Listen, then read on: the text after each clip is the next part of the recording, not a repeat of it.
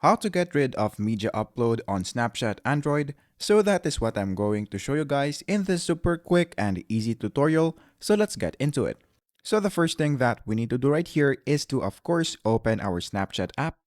And then once we open our Snapchat app, what we are going to do right here is to just go here in this part, and then you should be able to see the drop down button, which is right here.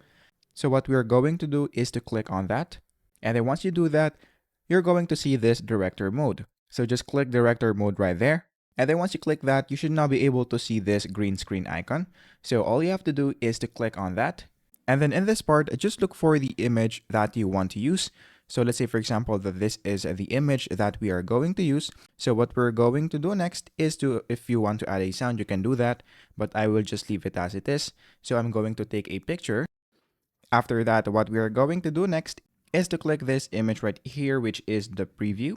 And then in this part, what we are going to do is to just go back in your home page. And then once you do that, just open Snapchat again.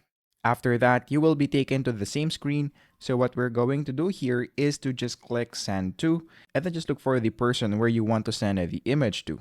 Once you do that, that should be it. That is how easy it is. That is how to get rid of media upload on Snapchat Android.